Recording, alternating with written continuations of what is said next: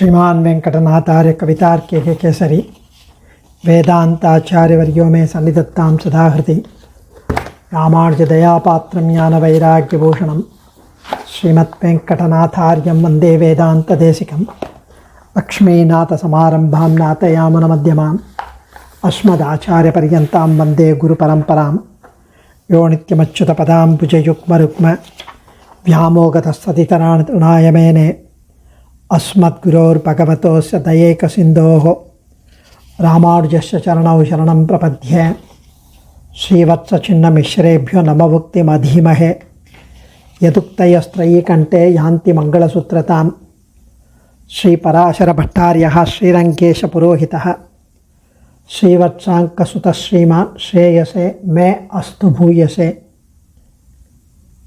இன்றைய ஸ்லோகம் 46வது ஸ்லோகம். பராசரபட்டருடைய ஸ்ரீ குணரத்ன கோஷத்தில். இந்த ஸ்லோகத்தில் பலவிதமான ஆபரணங்களால் பிராட்டி மிகுந்த அலங்காரத்துடன் சேவையாவதை வர்ணிக்கிறார் சுவாமி.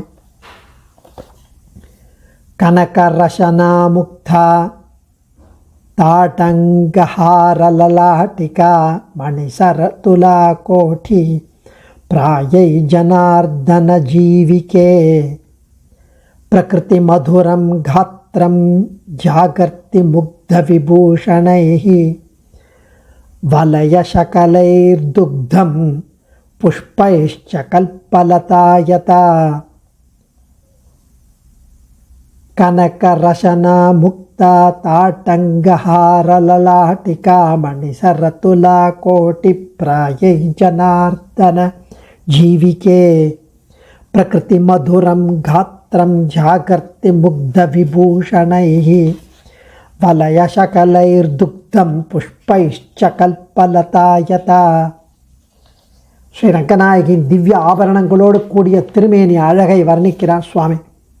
எம்பெருமானது ஜீவாதாரமாக விளங்கும் பிராட்டியே, ஊர்த்வம் மாசத்ன ஜீவிக்ஷே என்ற அவளும், ந ஜீவேயம் க்ஷணமபி வினாதாம் அளிதேக்ஷணான் அசிதேக்ஷணானாம் என்று அவனும் நீரும் இருந்தவர்கள்.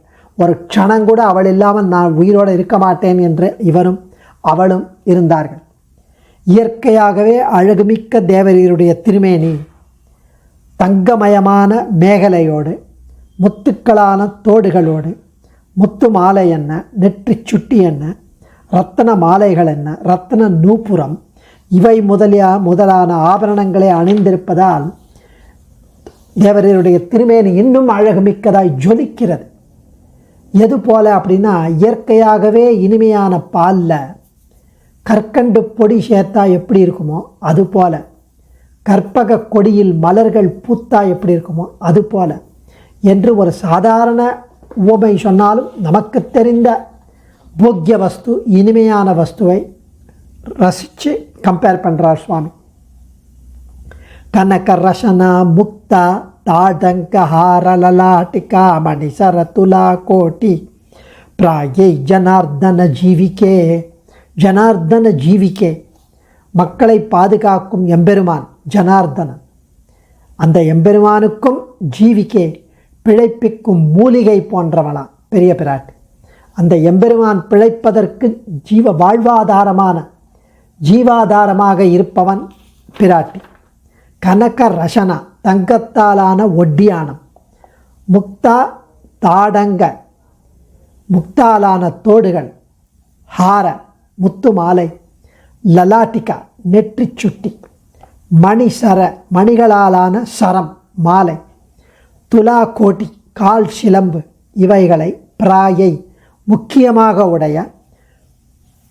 முக்த, முக்த அப்படின்னா மிகவும் அழகான, ரொம்ப அழகான. முக்த விபூஷணை, மிகவும் அழகான விபூஷணங்கள் அணிகலன்களினாலே. பிரகிருதி, இயல்பாகவே. மதுரம், இனிமையான அழகான. தே, தேவரீருடைய காத்திரம் திருமேனி. வலயசகலை, வலயசகலைனா கற்கண்டு கட்டி. கற்கண்டு கட்டிகளால் துக்தம் யதா, துக்தம் யதான பசும் பால் கற்கண்டு கட்டி போட்ட பசும்பால் எப்படி இருக்குமோ அதுபோல் இனிமையான போக்கியமான தித்திப்பான ஒன்று.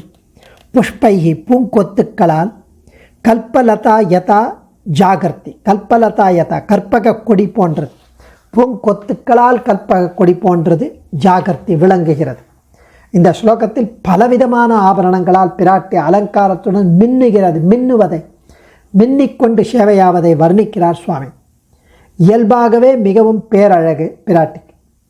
அவருடைய திருமேனி அவ்வளவு அழகு, வெள்ளமிட்டு ஓடுகிறது. ஆங்காங்கே தகுந்தபடி அணிகலன்களை அணிவித்து அழகுபடுத்த தேவையே இல்லை. ஆனாலும் அலங்காரி பிரியா வதூஹு என்று இயல்பாகவே அணி செய்து கொள்வதில், அலங்காரம் செய்வது கொள்களில், ஆபரணம் பூட்டிக் கொள்வதில் பெண்களுக்கு விருப்பம் அதிகம் என்பது உலக வழக்கு. அப்படி அந்த வழக்கின்படி அணிகலன்களுடன் கூடிய பிராட்டியை இவர் துதிக்கிறார்.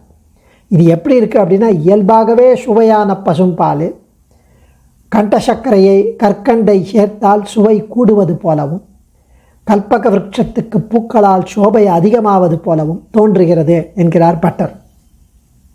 கனக ரசனா தங்கத்தாலான ஒட்டியானம், மினுமினுக்கும் ஒட்டியானம். செல்வந்தர்கள் பொன்னில் நவரத்தனங்களையும் இழைத்து மேகலை அணிவார்களே, அது போலவும் வச்சுக்கலாம். முக்தா தாடங்கம், நல் முத்துக்களான தாட அங்கம், காதணி. காதுகளுக்கு இது அணியாயினும் கன்னங்களுக்கே உண்மையில் இது அணி. அந்த அந்த தங்க அந்த காதணியிலேருந்து அதனுடைய ஜொலிப்பு, அதனுடைய மின்னுவது அந்த கன்னத்தில் பட்டு. தாட்டம் அப்படின்னா கன்னத்தை, கமயத்தி கமனியமாக்குகிறது. காதை ஊசிக்கொண்டு குத்தி துளையிடுகிறார்கள். அந்த வேதனையை காதுகள் தான் தாங்குகிறது. எப்போதும் பாம்பட்டம் போன்ற சுமையான தோடுகளை தாங்குவதும் காதுகள் தான். ஆனால் உண்மையில் எது அலங்கரிக்கப்படுகிறது அந்த காதில் போட்டுக்கிறதுனால? கன்னங்கள். கன்னம் பளிச்சுன்னு மெருகேட்டு அந்த அந்த பளபளப்பில் கன்னம் பளபளக்கிறது. இது பிராகிருத்தரான நம் போன்றவர்களுக்கு. அப்ராகிருத்தமான பிராட்டியின் திருமேனிக்கு காதில் ஓட்டை போடணுன்னு அவசியமே கிடையாது. அப்படியே வச்சா கூட நிற்கும். ஹாரம், முத்து மாலை மற்றும் வைர மாலை, நவரத்ன மாலை, வைடூரிய மாலை, ஸ்வர்ண மாலை, மாணிக்க மாலை, இப்படி பல வகையான மாலைகளும் உண்டு. லலாட்டிகா நெற்றி சுட்டி, தலையை வாரிய பின் முன்புறம் வகிட்டின் கீழே தொங்கும் பல மணிகள் இழைத்த சந்திர சூரிய வடிவிலான ஒரு தொங்கல். மணி சரம், காதணியில் சேர்த்து தலையில் அணியும் மணிமயமான ஒரு சின்ன சரம். துலா கோடி, கால்களில் அணியும் சிலம்பு. இது பல வகை. ரத்தனங்களை உள்ளே பாம்புகளாக கொண்ட ரத்ன நூப்புரம். ரத்தனங்கள்லாம் உள்ளே பாம்புகள் போல இருக்குமா. அப்படி பிராயகி, இது முதலான திருக்கைகளில் வளைகளையும் மோதிரங்களையும், மூக்கு மேலே அணியும் புல்லாக்கு போன்றவையும், தலை பின்னலில் அணியும் ராக்குடி, திருகு சாமந்திப்பூ, தலசாமான், குச்சகம் கொச்சு, கால்களில் அணியும் கொலுசு, கால் விரல்களில் அணியும் மெட்டி, எவ்வளவானா வச்சுக்கலாம். ஜனார்தன ஜீவிக்கை, பிராட்டியை பிரித்து எம்பெருமான் ஒரு கணமும் ஜீவித்திருக்க மாட்டார். ந ஜீவியேயம் க்ஷணமபி வினாத்தாம் அசிதேக்ஷணாம் என்கிறார் ஸ்ரீ வால்மீகி பகவான். அசோகவனத்தில் இவளும் ஆஞ்சநேயரிடம் ஊர்த்வம் மாசான்ன ஜீவிஷ்யே என்கிறார். துஷ்கரே குருத்தே ராமஹா என்றும் ஸ்ரீ ராமபிரான் பிராட்டியை பிரிந்து வாழ்வதை அனுமான் அதை நினைத்து வருந்துகிறார். இப்படி ரொம்ப அழகாக தெரிவிப்பது. இந்த இடத்துல கொஞ்சம் கூட பிரிவே அவளால் தாங்க முடியாது. அவ்வளவு ஆச்சரியமாக இருப்பாங்களாம். சேத்தனனை ரட்சிக்கும் எம்பெருமானையும் உயிர்ப்பிக்கும் மூலிகை ஜனார்தன ஜீவிக்கை. பெரிய பிராட்டியாரை பிரிந்து எம்பெருமான் ஒரு கணமும் ஜீவித்திருக்க மாட்டார். ஸோ அவள் சொல்கிறா, அசோகவனத்தில் சீதை ஊர்த்வம் மாசான்ன ஜீவேயம் சத்திய நாகம் பிரவீமித்தே. அதாவது ஸ்ரீராமா, 2 மாதங்களுக்கு மேல் நான் பிழைத்திருக்க மாட்டேன். இதை உமக்கு நான் ஆணையிட்டு சொல்கிறேன்.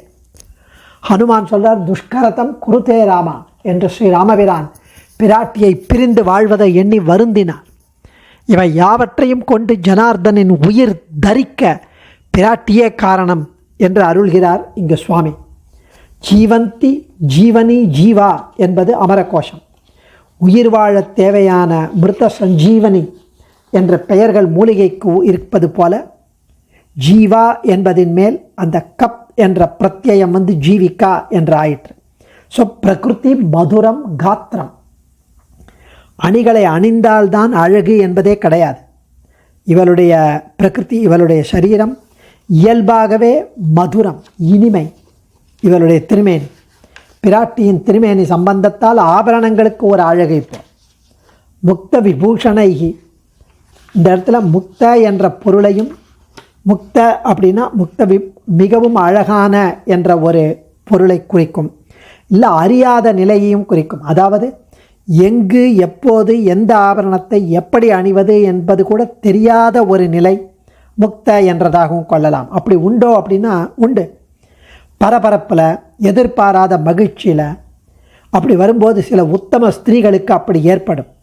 கண்ணபிரான் துவாரகா வீதியில் பவனி வருவதைக் கண்டு விரும்பிய இளம் பெண்கள் காதில் அணிவதை மூக்கிலையும் கையில் அணிவதை காலிலும் அவசரத்தில் அணிந்ததாக யாதவாபிதயத்தில் வேதாந்த தேசிகன் வர்ணிக்கிறார்.